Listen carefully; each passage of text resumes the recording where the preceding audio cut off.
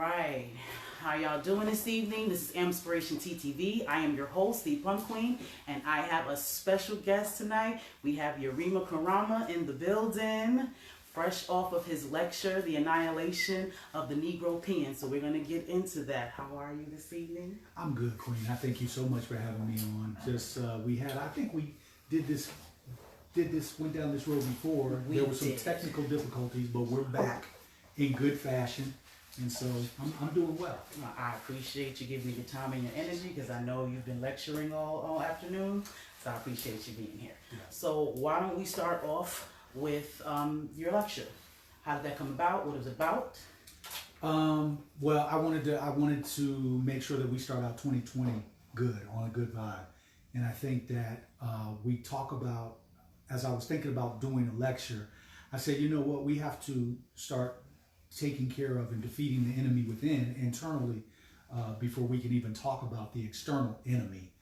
We talk about the institution of white racism and the effects that white racism has had on us as a people and how that institution still thrives today. But we don't talk about the Negropean and how not only that institution has affected the Negropean, but how the Negropean is now a major player in that institution to try to stymie and stop us, and is one of the institution's main obstacles right now. So I wanted us to delve into that moving into 2020. Absolutely. So Negropean, what is a Negropean? Because I'm sure that is not a real word. No, actually it is. It came up.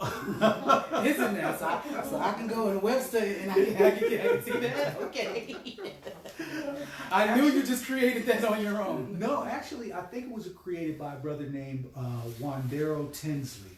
I want to say it was Wandero Tinsley that created the word. But a Negropean is one who basically has the mindset that politically, socially, and economically is in collusion with the institution of white racism. A Negropean is one who will go against the betterment of his own race for the betterment of others, whether that's beknownst to them or unbeknownst to them. That's how a Negropean operates. A Negropean will also defend the system of white racism and defend other races before he or she will defend his own. So that in a nutshell is kind of the breakdown of what it is. Okay. Can you give us some examples of that, if possible? Well, I think a great example right now is the defense of the Democratic Party by many melanated people, black people, Negropeans who are still stuck in a mindset that the Democratic Party can save us as a people. I also think that it has now moved over to the Republican Party as well. So we have some of these new age Negropeans that believe that if we get on the Republican bandwagon, that we'll be fine. My premise is that neither one of the parties has ever done anything for us as a group of people, and they're never going to. There's no history to dictate that they're going to change and do anything different. And I'm also a believer, and historically, I think we can go back and put pieces together to see that both parties are basically wings of the same bird. So absolutely, because a lot of people come at me about not voting. I only voted once. I guess I was a Negropean at that time. I voted for Obama because my mom really pushed that. Prior to that, I never cared about voting because I didn't see me. I didn't see that that I can do that. But when Obama came in, it was a real rush of black people voting. Yeah, and I wouldn't necessarily castigate people as being Negropeans for Obama. We can't be upset at ourselves for something that he didn't do. So you said that you had never voted, but when you saw who you thought was one of us, you ran out to vote. I'm going to tell you, I cried. I was ecstatic, and I've said it before, I cried that, wow, brother, I mean, I know exactly where I was at that time, and there was a few of us who were shedding tears. And to be disappointed and let down and find out that this dude is nothing more than a gatekeeper for the system.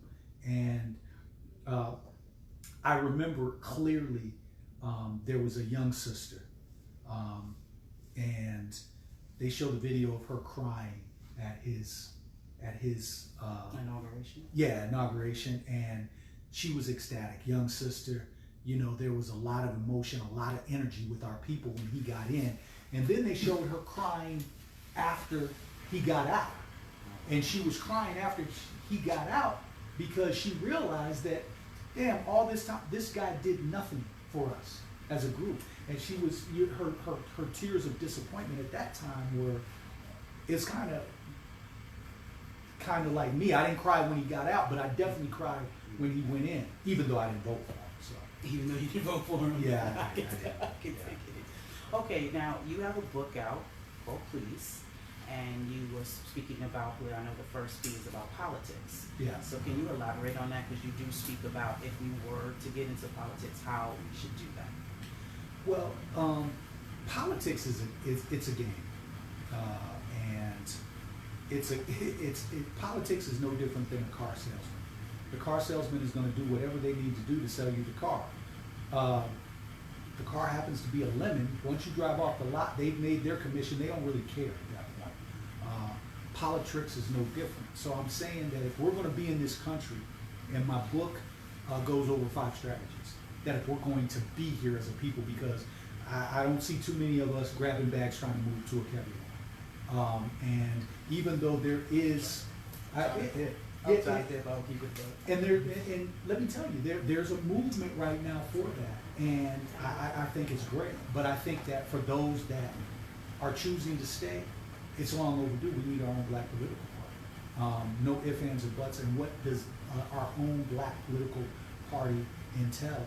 That entails homegrown, grassroots political figures from our community that have an allegiance and a loyalty to us as a people and to our communities, which obviously would exclude Kamala Harris, would exclude Cory Booker's, but authentic politicians who go with a specific agenda for us. And here's, so let's talk about the negatives of that, because the Negropeans will come and say, well, you know, you're not going to be voted in because the rest of the population, first of all, the Negropean will say you have to be a president for all Americans. Shut up. Please stop. There hasn't been a president yet for all Americans. And well, I take that back. There possibly, potentially could have been some presidents for all Americans. They got murdered. They murked them. So JFK, he's dead. So they took a shot at Ronald Reagan, warning shot, basically saying, keep playing games and this is what will happen. So they play those kind of games, and we have to understand that those kind of games are played on a little bit higher level. So, but taking the premise that we won't win. Okay, what have we been getting anyway? So what are you giving up? At least you would have somebody who's going to speak on your behalf.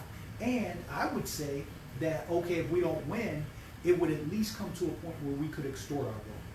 Meaning that we send people on a national, local, and national level with our agenda. This is the agenda laid out. Prison reform. Tax breaks for the poor. And since your tax codes are lies anyway, since we already know that we should not be paying taxes, period, since we know that pretty much it's illegal, you can't even show us tax codes to show where American people, period, should even be paying taxes. So tax breaks not for the rich, not for the corporations, but tax breaks for our communities. We want educational systems designed to teach black history, and no, not Dr. King black history, but real black history. We need to know, our young people need to know about Nat Turner, they need to know about Denmark Vesey, they need to know about Jomo Kenyatta, but more importantly, they need to know about the dynasties in Kemet and Timbuktu and Upper and Lower Egypt, that sort of thing. So we need all of that history. And then we just unfold and set out the agenda. We don't make it. We're not going to be elected. But guess what? Anybody coming to our community, any white politician coming to our community, this is still our agenda. So even though our lady or our man didn't make it, if you ain't coming talking about this agenda, well, you're not going to get our vote. Right. So kick rocks, move on. And that's how we have to be as a people, but at least they would respect the fact that we are united and that you can't get anything from us unless you meet these demands. The hijacker is not giving up any hostages until you meet some of the demands. That's how it works. So That's how it works. Okay, so y'all hear that about politics. We need our own. We need somebody that's going to facilitate our agenda. And even if they aren't, compatible to win, we need to make sure whoever is, they need to still deal with our agenda. absolutely. I would actually get into politics if we had something like that, because I don't do politics either. Yeah. I feel like it's a lot of BS, and I feel like I just need to prepare. Well, I think we've been in this country too long. I think that we have to get out of this Jedi mind fuck of not wanting to control our destiny. We've been here too long to constantly be on somebody else's plantation. I'm an entrepreneur, and it's hard work. Most of the time I'm doing the work by myself. One of the reasons I'm doing the work by myself is because the white man's ice is still colder. So it's hard to find employees that want to come over. But here's the thing. It's my plantation. I'm not on anybody's plantation. I go in when I want. I call my own shots. For the employees that I do have, I don't slave drive, but it's my company. And so I think that we have to talk about and look at and implement ownership across the board, whether it's politics, jobs, just anything that, because we have been in this country, we have always been on somebody else's plantation, and somebody else is always getting paid off of us, and then have the nerve to turn around and treat us like dirt. But if we allow that, it is what it is. Now I have a question. We was talking a little bit earlier about ownership, how even if you buy the land in this country, it's still technically not yours. If you buy a house, you know what I'm saying, there's something that can happen and they can take it. So how can you truly have ownership in this country with those type of things going on? Well, I think it's a difficult process, which is why, and it's funny because the first strategy in my book, P.L.E.E.S, is black politics. Mm-hmm. The second strategy is land. It is. And so the premise is that if we're going to be here, we need to have our own black political party. If we're going to be here, we need to own as much land as possible.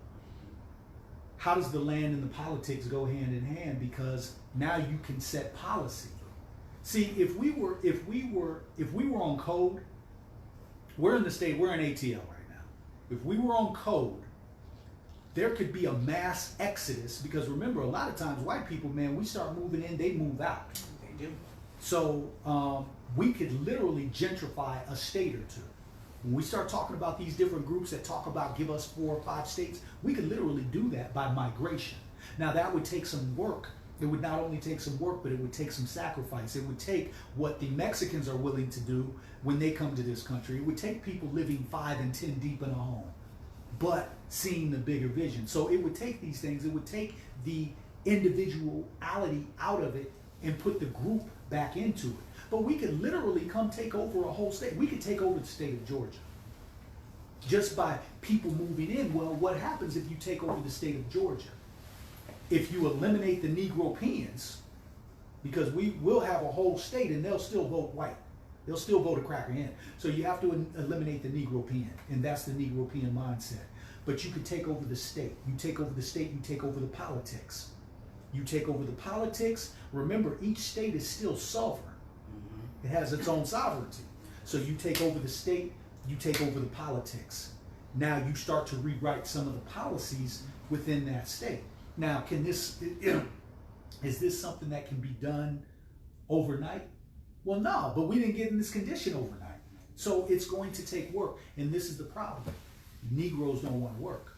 And so, you know, Gotta do better. yeah, so we have to work, and we have to be willing to sacrifice, and we have to be willing to say that, you know what, I might not benefit from this fully, but 2-3 generations down the road, they can benefit off of what I'm doing now, because that's how Europeans move. That's definitely how the Asians move. Mm-hmm. They're thinking, the Asians are saying right now, not if, not possibly, they're saying when we get back in power. And remember, they've already been a powerhouse once. Mm-hmm. They've been a world power once already. They're saying that when we get back in power, this time we're going to have it for at least 2,000 years. They're planning 2,000 years. So we have to strategically start thinking like that. And I'm just talking simple generations. What's interesting about this? It seems so logical, you know, just in it, and like you say, the Negropean, for some reason, they cannot just grasp this concept. It'll be the most intelligent people, but they cannot grasp this concept. Why is that? Because I think a few factors. Subjugation. When you've been taught that somebody else is better, and that's been repetitively put into you, repetitively put into your mind, and whether we want to admit it or not, subliminally, we might know that everything comes from us. We might actually know that they get everything from us. But psychologically, the propaganda has been pushed that they are better. And then that gets reinforced. How does that get reinforced? Well, 90-some% of your school teachers are white. How does that get reinforced? Well, 100% of your, 100%,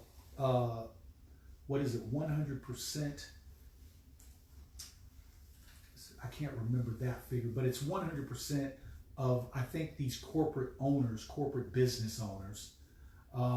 It's like 80-some% government officials, whether it be Senate, Senate, House, Democrats, that sort of thing. So when you look at the numbers, the police force, what is it? 80-some% white, fraternal order police. So when you look at the numbers, everything says white, white, white, white. They're in positions. You have to go for a job. 9 times out of 10, you're going to talk to somebody white. And if you do talk to somebody black, they're going to be in human resources, and their job is to make sure as a gatekeeper that they don't let anybody who they consider to be irate or revolutionary up in there. You're going to have to toe the line.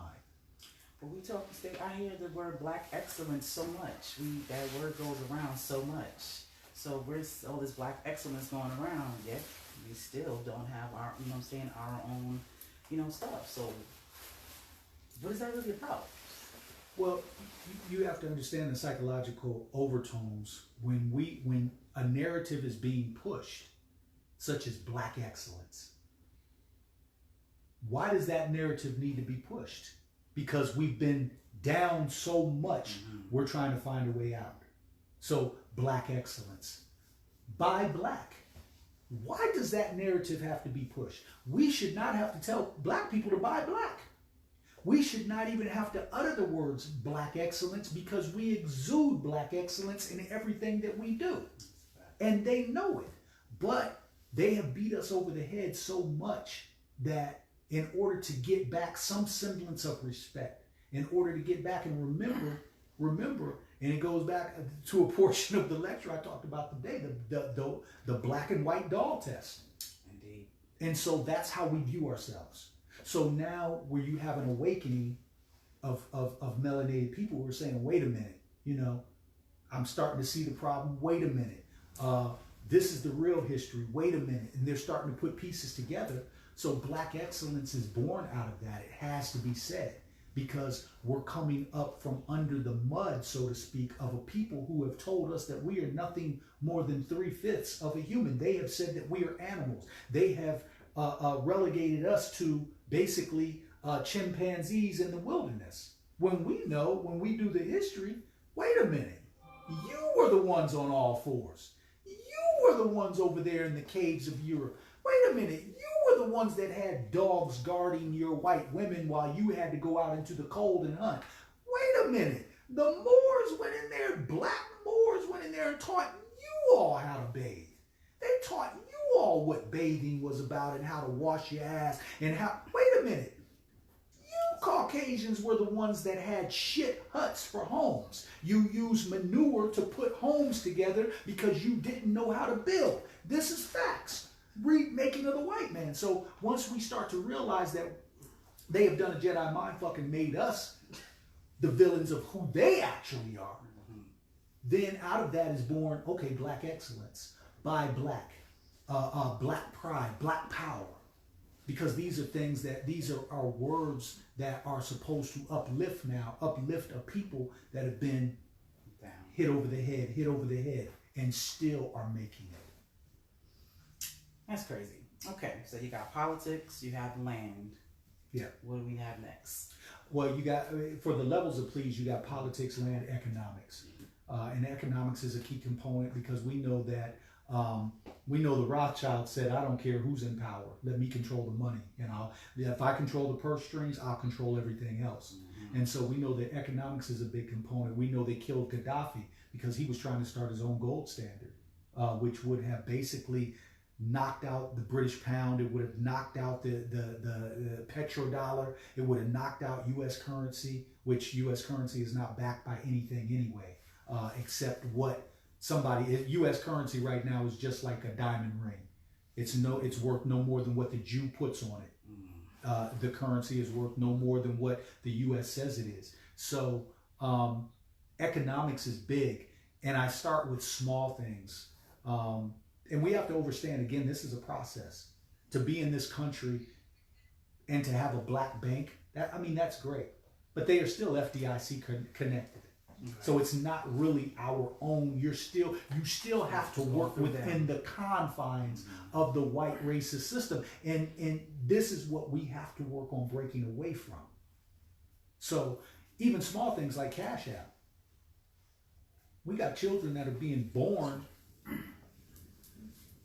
working on their phones. This phone is a computer. We have our children who know how to build apps. Why don't we have a black Cash App in 2020? PayPal. Why don't we have a black PayPal in 2020? Like, these things are so common sense, but through Negropean and cognitive dissonance, we tend to want to make excuses or just not look at it. And I think that one of the things that we have to address is, why do we keep pretending? Why do we as a people continue to pretend that white people haven't gone on a slaughter campaign and continue going on slaughter campaigns to this day? Why do we as black people continue to pretend that we have some actual freedoms when we are still on their plantation? Why do we as black people continue to pretend that racism is still here, but it's getting better, when in actuality it's not, it's getting worse? It has never changed. Why do we as black people continue to pretend that white people are going to have a change of heart, feel sorry for us and do the right thing, and not only give an apology, but give reparations? Why do we as black people continue to pretend that us giving our children to them is going to make a better world in 20, 30 years when our children are grown, when in fact, giving our children to them, all they're doing is making them more of a Negropean than the parent has already made them, so that when they are 20, 30 years from now, they're going to be up there protecting the system of white racism just as well. And we also have to remember that if there were no, and I've said this before and I stand by this, if there were no white people on planet Earth, there would be Negroes going to the ends of the earth to try to find some. And if there were no white people, on planet Earth, there would be Negroes who have such a Negropean mentality, they might as well be white. And the problem is this. The problem is this. If there were no white people on the planet, those of us who know, those of us who have third eye vision, those of us who work with our crown chakras, we're outnumbered. We're still outnumbered. It's crazy. Sounds right back to the black doll and white doll. situation. Because Exactly. we feel like they're better, so we need to follow in this. It's almost like we subscribed to them. They gave us nothing, so now we want everything that they have. Yes. It's crazy. Yeah. So what's the next E? Well, and so real quick on that, it's funny because one of the lessons that we learn in the 5% is why do we love the devil? Because he gives us nothing. I've heard that before. Yeah. And so once you've been giving nothing for so long, and this is the psychological ramifications of that. So if you've been giving nothing and you're subjugated, you never expect anything. And so if you're still willing to get on board with your colonizer, you already know I got nothing coming. Because he's trained you. He's trained you for that. So and which goes into the next E, which is education. And when we talk about education, we're talking about charter schools, we're talking about authentic Black education, we're talking about homeschooling, we're talking about pulling our children out of the public school to prison pipeline. At the end of the day, we sacrifice our children when we send them out. And here's the reason why. If I think it's 84% of public school teachers, if 84% are white, and I think it's upwards of 90% are white women. What type of education can our child get? That's about it. Our child can't get an authentic Black education. What they can get is they can be taught how to be a Negropean. What they can get is they can be taught how to go work for somebody on somebody's plantation, because you got 3 different school systems in this country. You got the urban school system, which tells you how to go work for somebody, and that's for poor Black, poor white children. It doesn't matter. Poor Hispanic. If you're poor in the urban area, they're going to tell you how to go work for somebody. Then you got the suburban school system, which is a little bit step up. They're teaching you how to be a owner, or not an owner, but a manager on the plantation. So you're going to be taught how to tell these urban people what to do when they come for the job. You're going to get paid a little bit better, but we need you to manage them. Then you got the private school system sector. The private school systems, they're going to tell you how to own. It's all about plantation ownership, and it always has been. So education, the first part of education is pulling our children from the education system and creating our own. One of the most revolutionary things that we can do outside of Black on Black love, one of the most revolutionary things we can do is changing the education curriculum that our children go through now, because they are the future. We see a lot of times we like to look at the here and now, but we're not always going to be here. That's right. They're coming up, and just like at the lecture today, and I want to shout out that sister who brought her 3 grandkids. Yeah, her grandchildren, and not only did she bring them, but the children were so well mannered. They were well mannered, and look, here was the crazy thing. I don't know if you noticed, but and it wasn't a lot going on, but there were some adults periodically whispering, because I might say something and they want to. The children they was quiet. They were. The children was quiet. They sat through the whole thing, because if we can put them in those type of spaces, they're going to learn. They're going to learn, and they're going to soak it up. And then they're going to go do their own analogy. They're going to go open books. But you got to get them there. That's our duty as parents, is to get them there. If you just walking them around the mall, letting them look at, Louis Vuitton, look at this and look at that. If you just allowing them to get on this phone, you playing videos. I see so many children all day, and they almost get hit by a car. If you allowing that, then you're setting them up for failure, for after you're no longer here. So I have a question, because I do know a lot of people who have worked their 9 to 5. They have to work. A lot of single parents. I'm not going to say moms, single parents. So they don't really have the time to do that. They give their children tablets and stuff because they're tired. They need to cook. They just came home from for a 12-hour shift. Now I got to cook. We got to do homework. So a lot of times they do that, to give them a break. So how do you counteract that? You know, I have a real callous view on this. And my view is at the end of the day, if you don't have the time, you shouldn't have had the time to get your back banged out to have the child.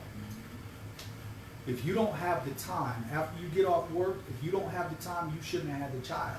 Not my problem, not my excuse. I'm sorry. If you took the time, and I think we as and this both falls on the man and the woman. It's not one-sided, one or the other, but I think we have to weigh that. Like any sexual encounter, and we're just going to have real talk here. Any sexual encounter, especially when I was young, that I got into, I always weighed. And don't get me wrong, the black woman, she's so beautiful. She's so beautiful. So as a black man, you be like, damn, I want to hit, man. And that sounds so weird coming from you. Yeah, I know, but we get real like this. We get loose like this sometimes, Queen. So you got to be on one of my real life talk. So, but they be so beautiful and you be wanting to hit. But even as a young dude, I'm like, we can't hit without contraception. Why? Because I have to weigh. First of all, if I have a woman and she's a lunatic, if I have a child and this woman's a lunatic, I gotta weigh that.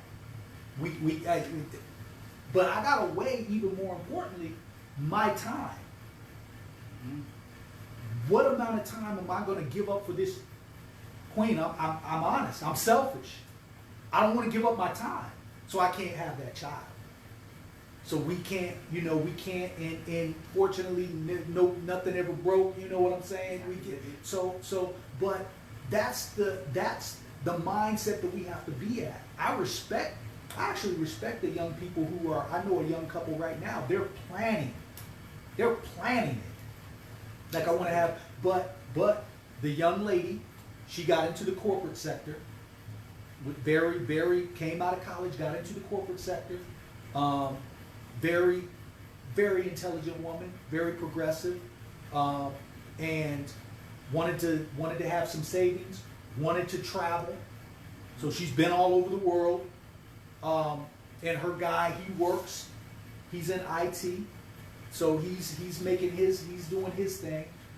And she says, I'm 28 now. So I want to have my baby at 32, and I want to stop working so that I can be home to raise my child. They're planning. That's intelligence to me. That is. Because she could have come out of college, gotten pregnant, the corporate job, that could have been dead because now you got this child, or the child now gets pawned off to daycare because you got a job that you got to go to. So the daycare workers start making them a Negropean. See, it starts early. We have to be there with our children early. No ifs, ands, or buts about it. And if you don't have the time, you should not be having them. They're that precious. Well, I'm glad you said that because I say this all the time, and a lot of people feel like I shouldn't have an opinion on that because I don't have children. Mm-hmm. A lot of mothers take that into offense, saying that you don't know what it is to raise a child, so you can't say. And I say this because I'm an outsider looking in. Mm-hmm. It's part of the reason why I don't have children, because I know there's certain things that I want to do. There's certain, like you just said, if you don't have the time to be home with your kids, then you shouldn't have them. Mm-hmm. But everybody as an adult feels like they're supposed to have sex. I have a right to do this, and I need this and that. But we don't think about it. And we bring these children into this world, and then they grow up, and then they have to be responsible. They're supposed to teach themselves. They're supposed to know how to behave in society, but you haven't taught them that. Well, there's a few problems, and you're right and exact. I don't have children either, and I've been accused of that. But my thing is for that exact reason. So you, first of all, if for the mothers who say that, first of all, the reality is that you don't even own your child.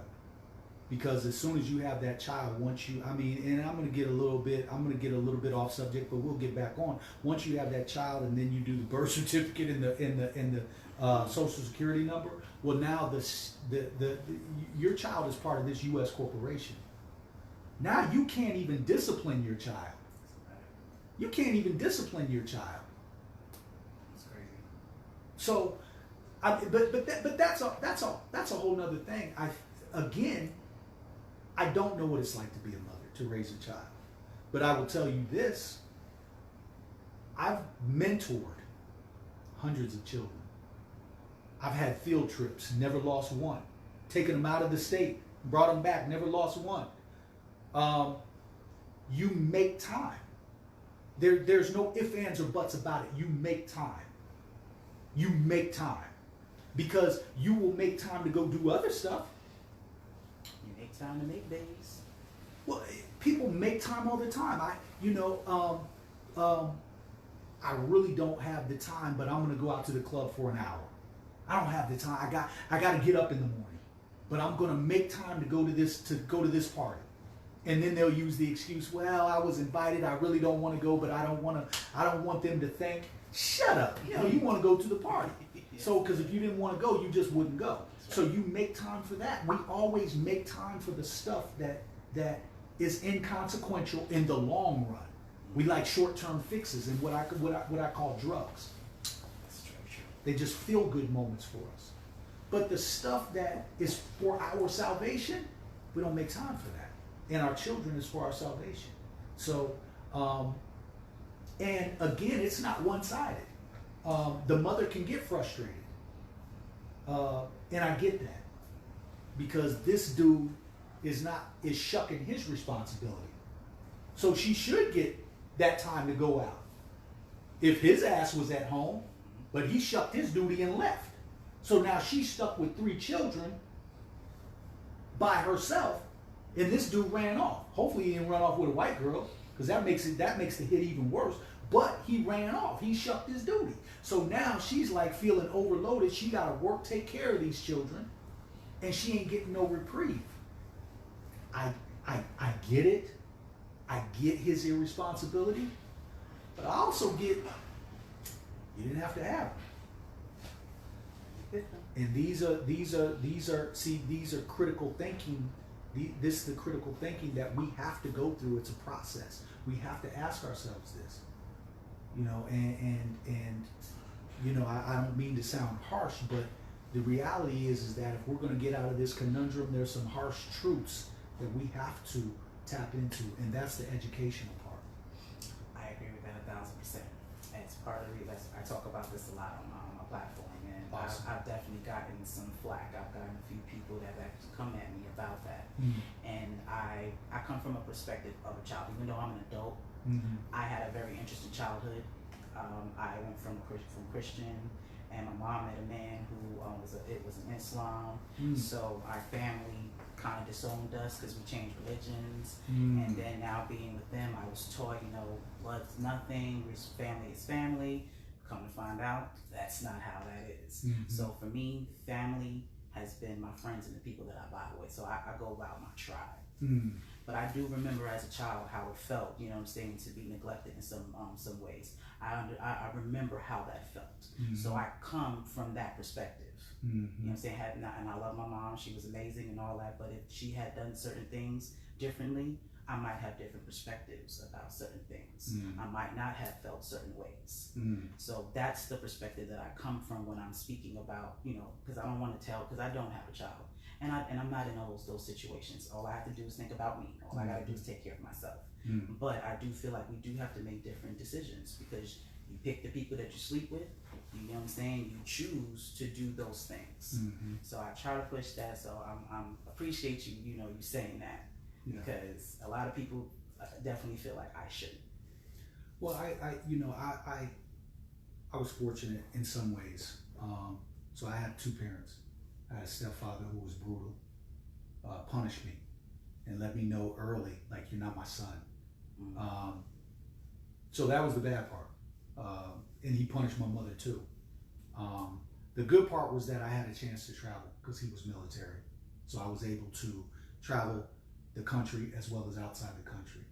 So it allowed me access to different cultures. It allowed me access to different people.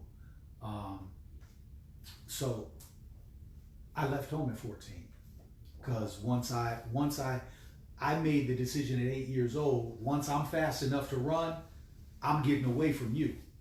And there were just certain tools that I needed as a black man in this country. There were certain tools that I needed that I was not given. And that's with two parents. And although it's dysfunctional, there were still two parents, and I still was not equipped. I had to learn a lot of stuff on my own, and I had to find men who knew to give me that information.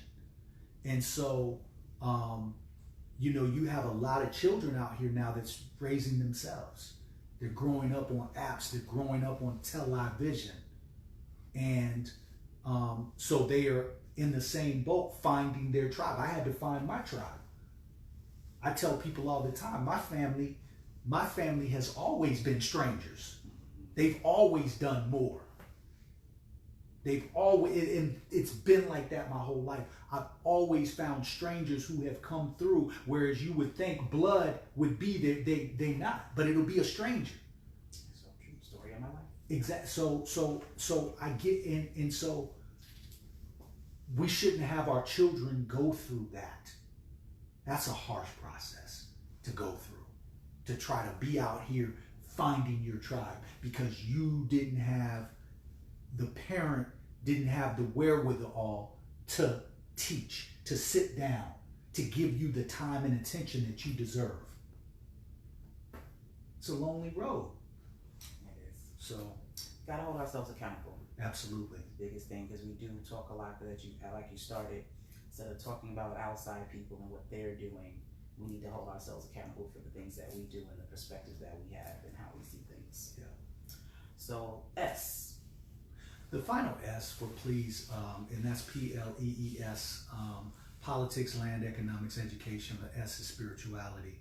And the reason the S is spirituality is because we know that politics and religions are the biggest tools on the planet to divide people, but particularly us as black people. And I spoke to that, a little of that today with like the Christian, the Bible. And I don't want people to feel like I'm shitting on their religion, but the fact of the matter is that there was a reason it was kind of dictated that particularly in black churches, they stay in the New Testament, the testament of docility. And the fake Jews, they stay in the Old Testament, the testament of war, the testament of eye for an eye, tooth for a tooth, the testament of you're not just going to step on me. I'm not just going to be a stepping board. And so I think with the aspect of spirituality, we're all spiritual beings having a human experience. And we don't come in tied to any religion. Those things are forced on us or taught to us after birth. We're not born. You're not born Protestant. You're not born Baptist. That might be a congregation that your family is a part of. But there's something to be said for churches that are across the street from each other. But you all say you're part of the practice in the Bible. And y'all, you got, but the Muslims too. There's got to be something said for the Sunnis, the Shiites, the different Muslim groups and organizations. All the denominations of Christianity, they're all reading the same Bible but doing different things. So you got the on the one hand you got you got the Christian aspect, you got the Muslim aspect, so they're divided. They're divided. Then within the Christian aspect, they're divided. The different denominations, so they're divided. But within the Muslim aspect, they got a couple different denominations as well, so they're divided. And I think you have over like 500 different. Yeah, you got Hindu, you got Buddhism, Hinduism. You got so many different isms and schisms. And we don't see that it's dividing us as a people. So with our organization, the Unity Walk, the last element is spirituality, because we want to be able to break bread with everybody and not have your religious ideology. This is the forerunner right here. This is what connects us. And we want to keep it on the true spiritual essence of us as beings and not be tied to some religious doctrine or dogma that somebody might enter the door, but they're not going to because you are claiming this, or you had a Christian war against the Muslims back at this particular date and you slaughtered so many. We ain't got time for that. We ain't got time. We're under attack every day, the black family. Every day. I totally agree. My biggest thing is my family is they're Christian. They're very religious. And my thing is, when I'm talking to intelligent people, a lot of you know, when you talk about the Bible, I have an uncle. He's an extremist. So when he's trying to explain himself, he uses the Bible to prove what he's saying. So instead of me arguing with him, I simply say, well, I know in college, when you're doing a research paper, you're not allowed to just use that one book or that one article, to prove your theory. You have to have several sources that proves, what you're saying. Yeah. So what I talk to college, graduates. But because they're Christian, somehow this concept goes away. Because if you can prove to me somewhere else that what it says in here makes sense, then I'll have to take that into consideration. But you can't use the Bible to prove the Bible right. Well, I mean, but here's the thing: people do it every day. The Muslims will do the same with the Holy Quran. This is what the Quran says, so this is. The Christians will do it with the Bible. The damn FOP, Fraternal Order of Police, will do it. Well, we investigated ourselves and we found that we didn't commit that. We investigated ourselves. Well, they do. I mean, that internal affairs unit and all of that, they're investigating themselves. Indeed. So, my thing is that it's been so entrenched in us, and we have to break away, and particularly black women, because they're the first teachers of the child. We need a couple of generations that are taken away, a couple of generations of children that are excluded from that Christian aspect, excluded from that white Jesus concept. We need a couple of generations that are brought into total what it means to be melanated people, and what our ancestors who were spiritual, practiced spirituality, what that entails. Because that's the true power that we possess. And so,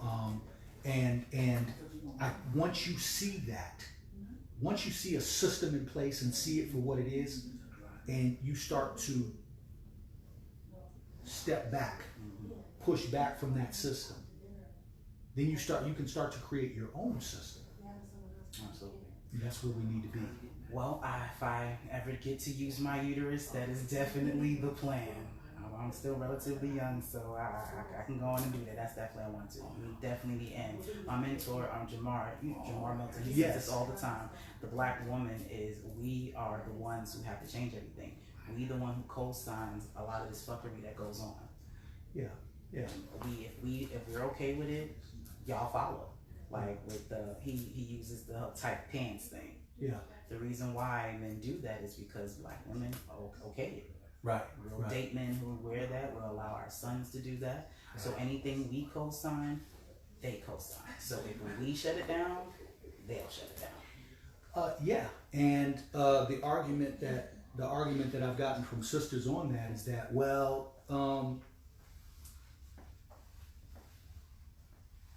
when we do that, you all run to black women. Sisters will say, when they shut it down, black men will run to black or white women. And my response to them is, let the niggas run.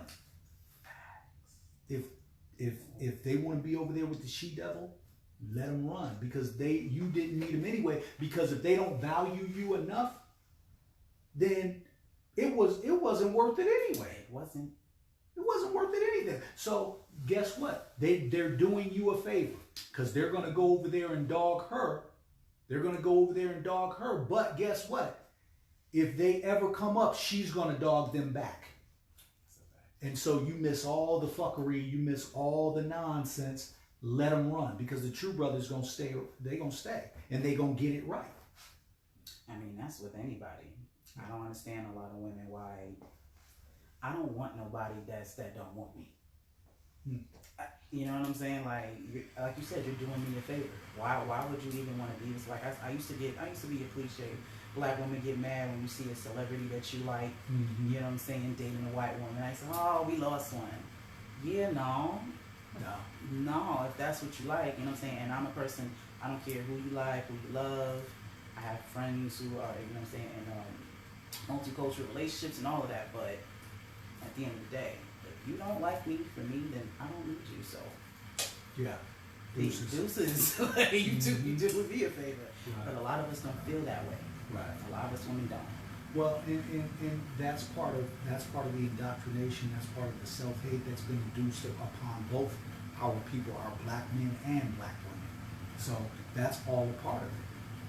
And so what you will have is in order to not get him to run, I'm going to do this. Like honestly.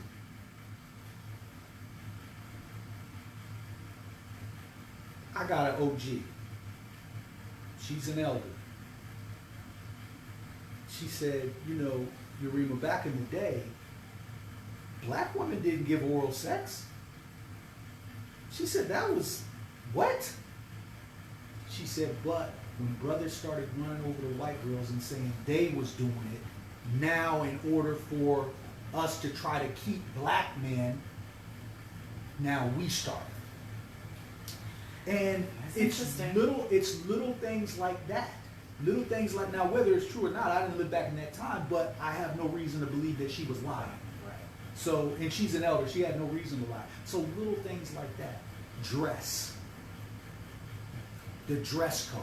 Oh, Becky's dressing like this, so I need to dress like this. Or Becky following your lead because y'all dress fly, and now, oh, okay. Now the brother being like, oh, okay, yeah. Beck, I met Beck, she can dress like a sister Aunt. Oh, F them. Let them go. We don't need them. No, we don't. All right, well, please. How do we find this book? How do we find you? Because I'm sure you're tired and you're ready to take it down. So how do we find your book? How do we go into the Unity Walk? Well, let me, matter of fact, let me show the book so you know what you're looking for. I have a book on me right now. There you go. Yes. There you go. With highlights. Nice. Please. Yeah, so you can get the book on Amazon, or you can get it, it's either Amazon or directly from me. I have copies. You can inbox me at yarimakarama@gmail.com. Also get my app.